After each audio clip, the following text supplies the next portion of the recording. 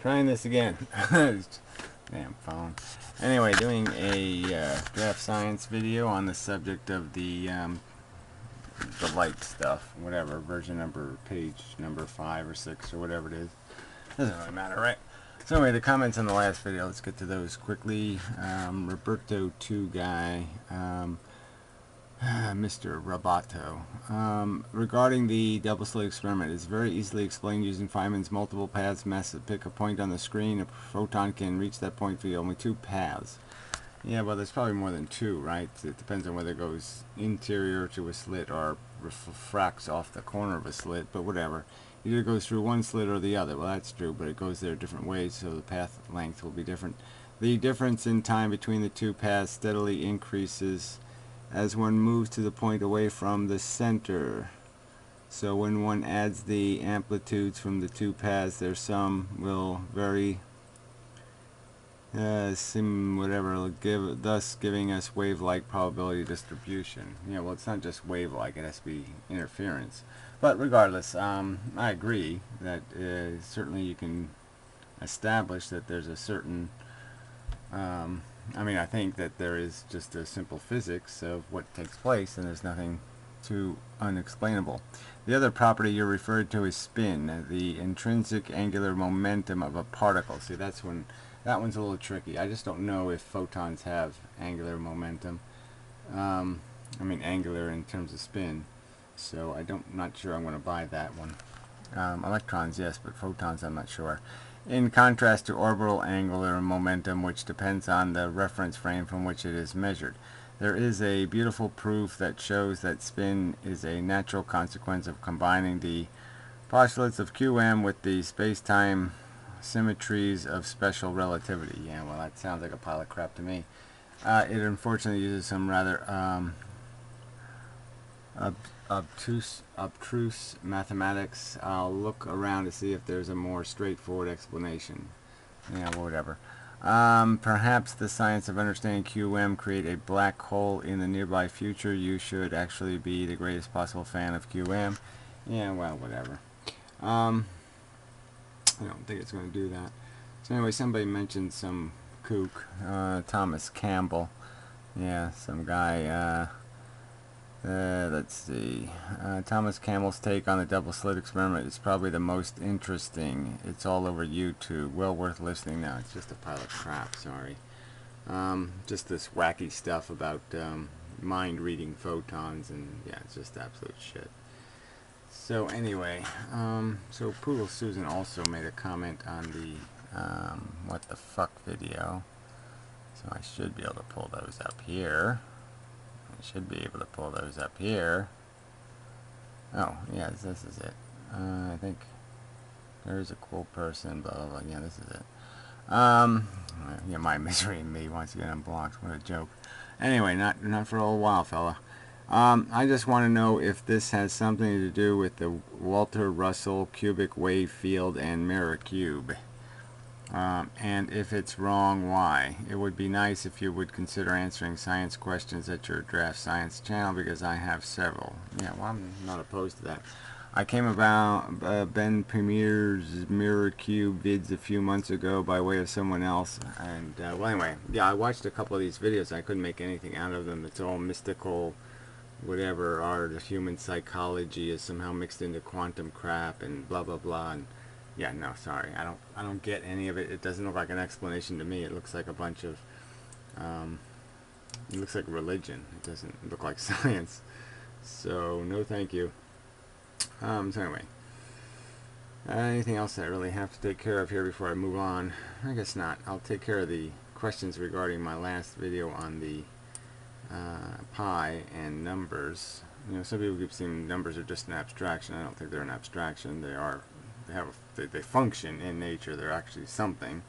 So I don't think it's just an abstraction. The relationships certainly aren't an abstraction. The relationships are real.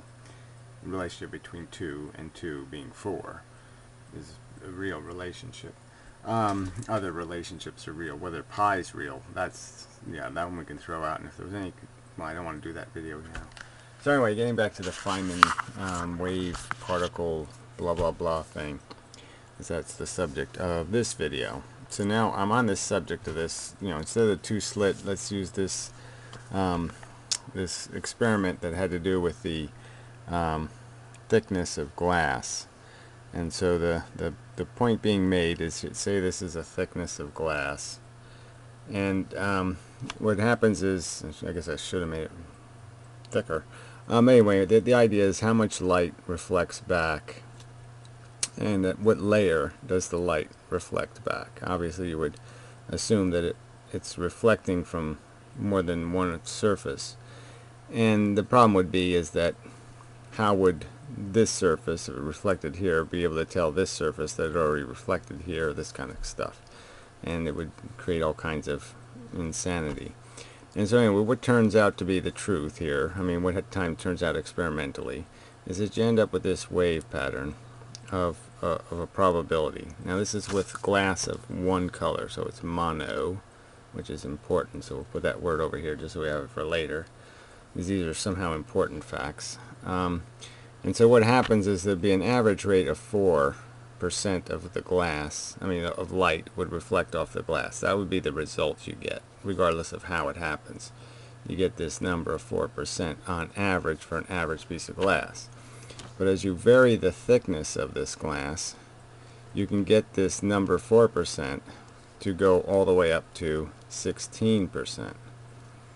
And what it will do, depending on the thickness of the glass, you apparently can also get it to go to 0. So this would be the 0 line here, and this would be 16% of the glass of the light reflects.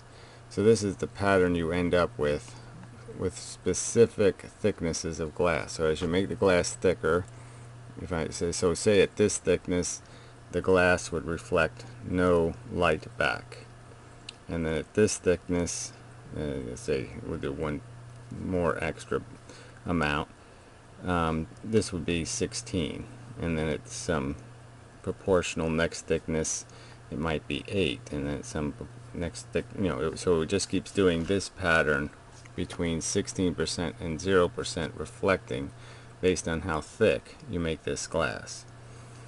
So that seems a very interesting phenomenon. I've never seen it experimentally, but that's what they're saying is happening. And so, yeah, how would you account for the 0 part? Because the 0 part would have to say you couldn't say the reflection's happening on the surface or at the second surface, because it'd be just, how would it know that it's supposed to be 0? I mean, if it was based on thickness, how would it know before the light traveled through the thickness that this was the special thickness that means no light is supposed to reflect? So there would be no way for it to reflect in stages throughout the entire thickness that it's traveling through. So there would have to be either it reflects off the top surface or it reflects off the bottom surface, but it couldn't reflect as it passes through if there was a possibility of a 0, because how would it know how thick the glass was before it got to the end of the glass to find out how thick it was? That would produce a quandary of sorts. So anyway, the real question is why do you get these properties where the average would be 8 here, of course, but even why would this be 8 and why is this 16? Those do seem like big numbers. It's times the average cubed instead of just doubled, which is also strange. Well, anyway, so yeah, I'll worry about that part of the equation later. Yeah, some other time. So anyway, what do I want to do with this? So that's what I've been thinking about. So I was thinking about two different circumstances. I mean, first you're trying to figure out whether this is a phenomenon of both light or the material it's interacting with. So which one is causing the effect? And if so it seems the fact that it only works with glass, light of one frequency. I mean, if you have more than one frequency of light, you'll end up changing this. You'll end up getting your average instead, just because the effect won't be effective.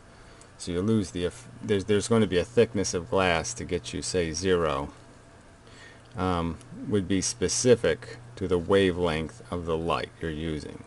So some other wavelength will have a different thickness of glass for which it will be at 0. So anyway, that's why it's got to be one kind of light, monochromatic. So anyway, so that's one thing to deal with. It's okay, so we have already specialized the light coming in.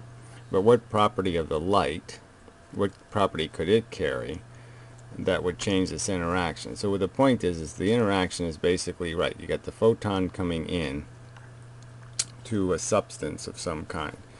And so you could argue the substance will naturally have an arrangement. So let's say the atoms were something like just, water. You could argue that the water arranges itself in a specific way, and that certain electrons would be more likely to encounter a photon coming in because they would be in an arrangement where they're easily hit, because they're the first thing you encounter.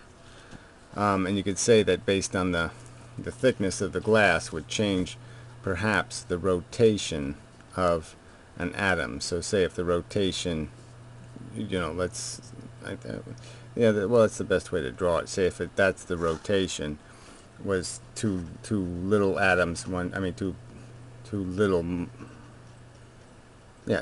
atoms and one big atom.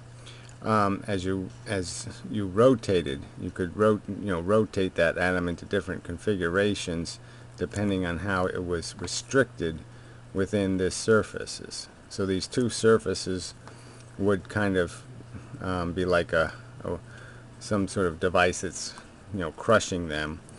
As you make the distance between these two surfaces, as you change it, you change how the atoms themselves arrange, and there might be something like a clockwork spin to how that arrangement manifests. So they would just take, as I made these two surfaces, if I tiny pushing them together, these atoms would slowly arrange themselves by turning in position, and that turn in position would be reflected in a very different outcome. What the hell is that? In a very different outcome in terms of whether there's going to be a reflection or not. So in position A, you could say this is position A would be the triangle this way, and this would be position B. So in this position, get the camera in the right place. In this position, there would be a high likelihood, a 16% likelihood of light being reflected. And if the atoms are in this position, there would be a 0% likelihood of the light coming back. So that could possibly be one type of explanation, but I don't think that would work for water. I mean, the effect still works in water, but it's at different percentages.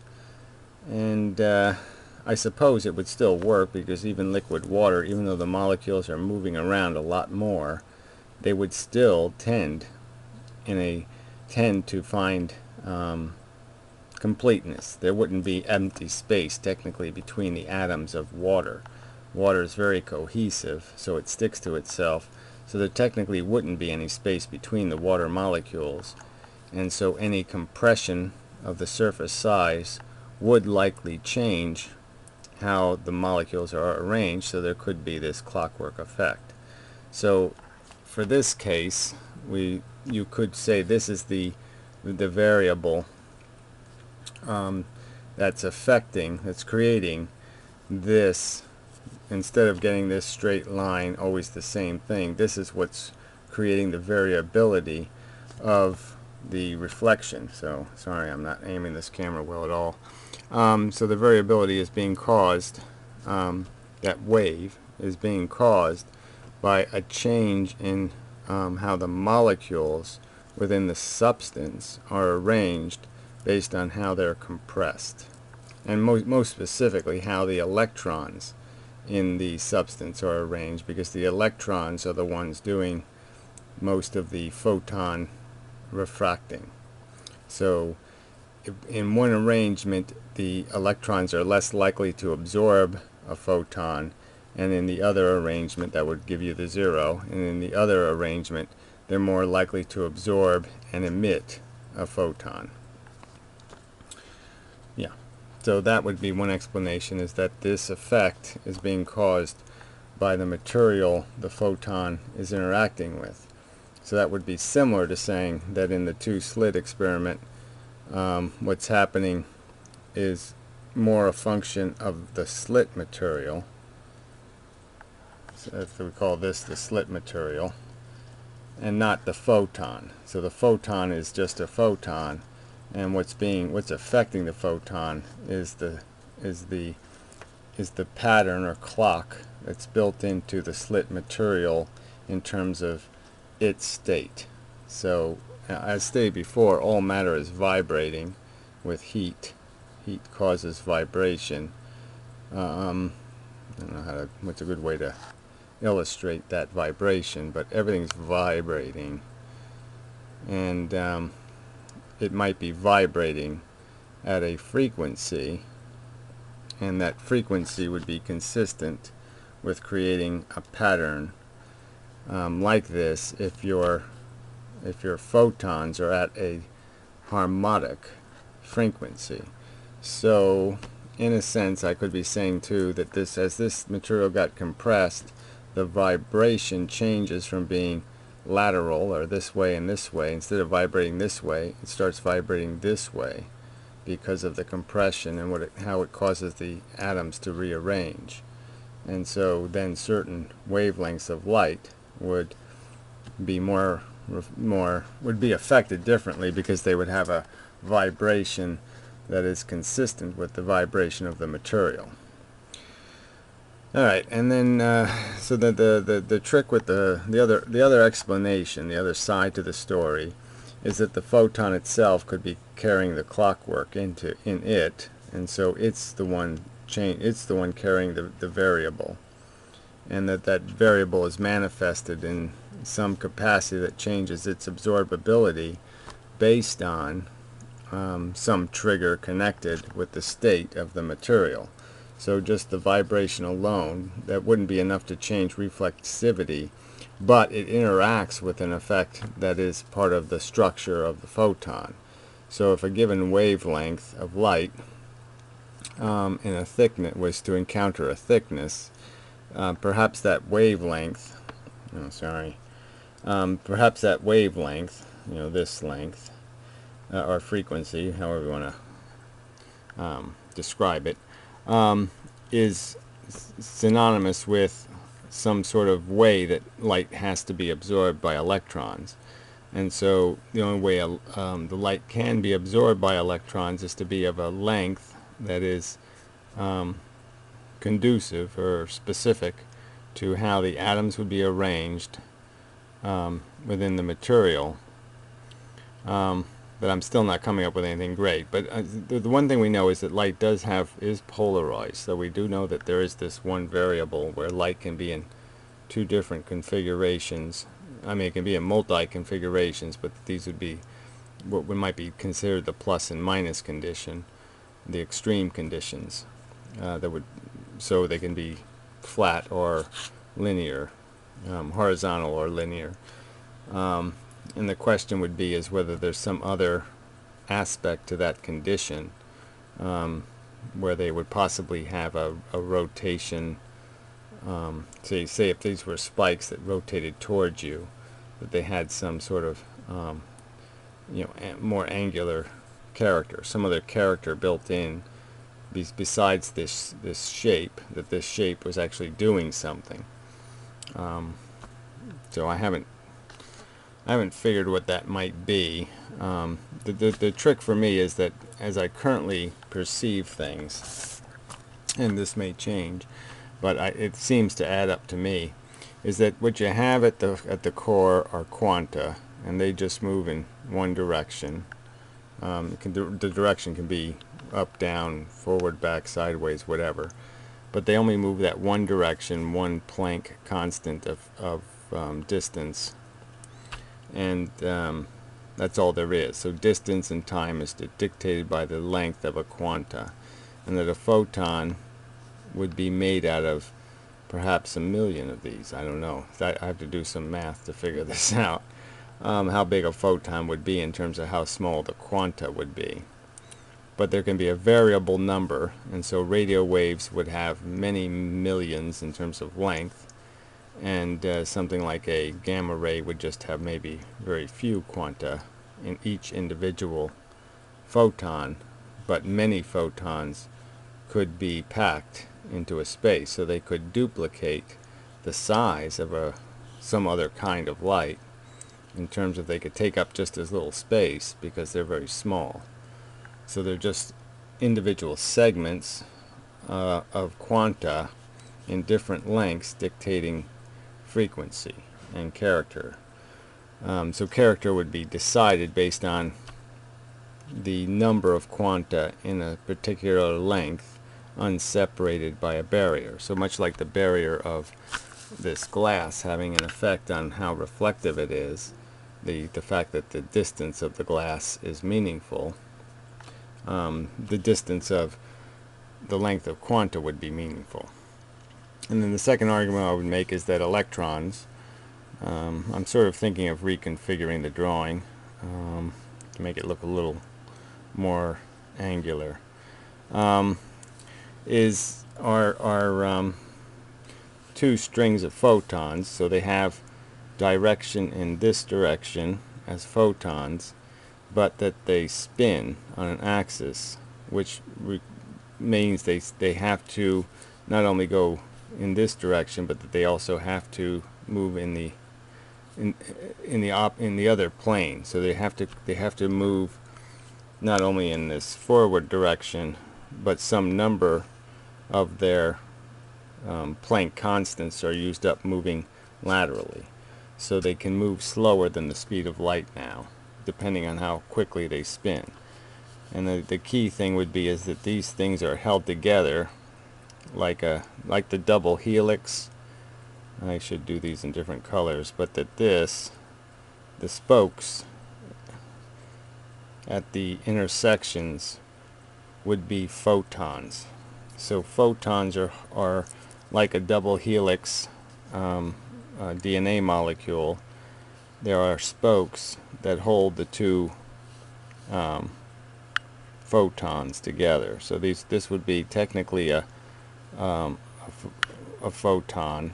These bars would be photons. So these all be made out of the similar material, and the difference would just, and all we're talking really about is arrangement.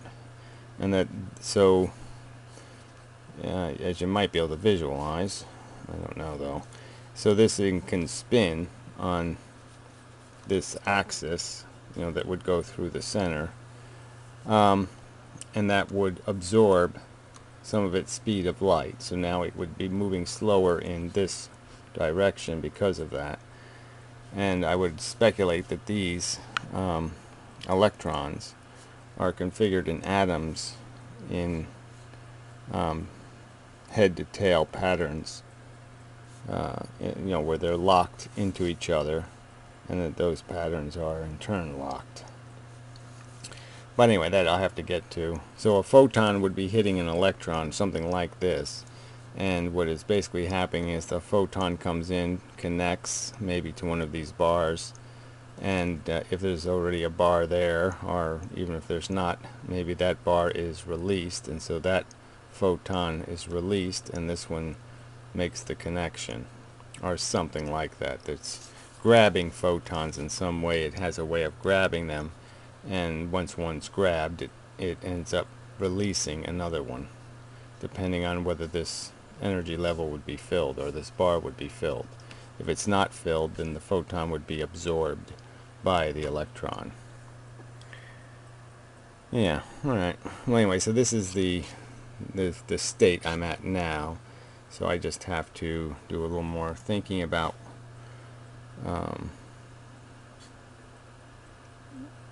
yeah, well, why this zero number is interesting, that you could possibly get no reflection at all, but it just has to do with somehow not interacting with electrons.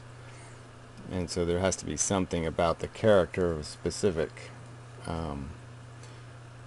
thickness of glass affecting the capacity of the electrons in the atoms of the material to absorb photons and release them. Yeah. I mean, I think some of these explanations are valid, but I'm not sure.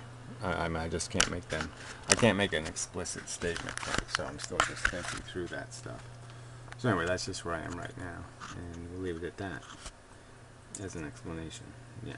I'd say, yeah, it's not as tied down as I want it to be for this video, but I figured I'd make it just to state that I am, this is where I am. And what we've established, I guess, is that this effect only takes place with monochromatic light. And the real question is how much of this effect of all or nothing, the capacity to do all or nothing, the capacity, the creation of a wave-like graduated output, a proportional output that goes from 4 times the average, which I don't still understand entirely, to 0, and why thickness would create that effect. And yeah, no, I'm trying to figure out what it's established. Well, nothing's established yet, I suppose.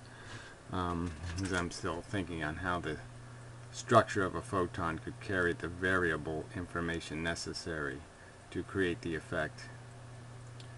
But there does seem to be a close relationship between the character of the photon, at least in the sense of its frequency, and the effect. So we already know that one element of the photon's character, its frequency, is strongly correlated to the effect.